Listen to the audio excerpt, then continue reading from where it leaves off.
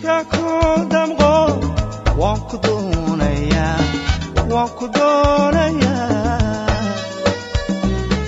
this is one of the Somali love songs that's been played regularly on the radio in Mogadishu, but not for much longer. An organisation known as Hizbul-Islam has given radio stations in Somalia 10 days' notice to stop playing music. Hizbul-Islam says the ban will stop what it calls un-Islamic music on the airwaves.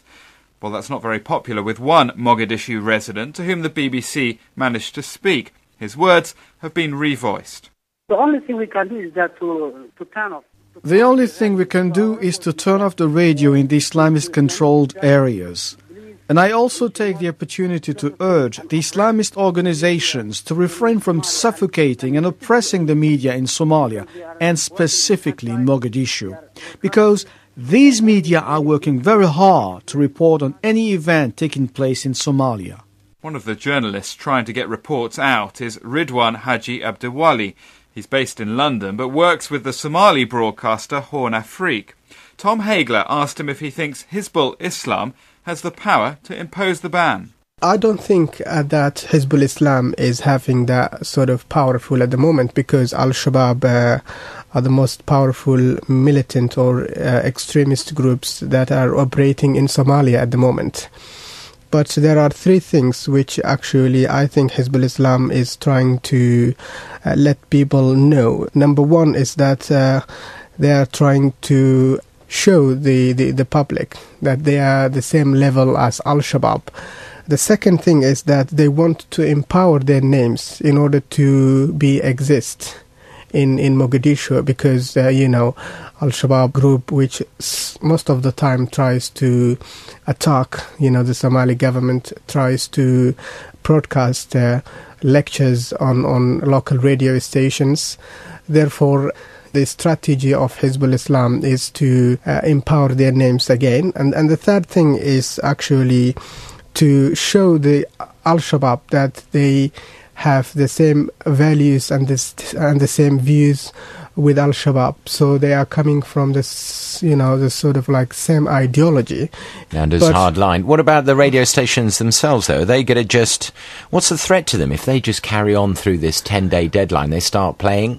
Is this going to... Are people going to be killed? I don't think they carry out at the moment, because these local radio stations actually are located in the Bakara market, which is a center of Al-Shabaab's, militant groups at the moment. So ironically, they'll be protected by the other hardline Islamic militant group. For example, today Al-Shabaab went to local radio stations, including Horn Afrique and Shabelle, and they broadcast live lectures on, very sensitive subjects like jihad, fighting with Westerners. So they want these radio stations, they want the listeners, and they're prepared to have some music going out if that means they get them. Exactly. Right. I mean, they have now the power to run those stations. I guess it is worrying, though, for many ordinary Somalis in Mogadishu, and this it reminds one of the Taliban as well, and this group has also offered this visa,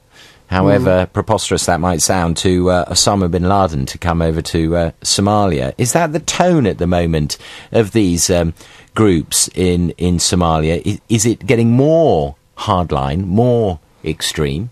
They want to actually implement the sort of Islamic version or the sort of interpretation they have in Somalia, especially in Mogadishu. And as you said, I mean, they even sometimes, broadcast that they want to offer a visa to Osama bin Laden and any jihadist who is from outside in order to come to the country.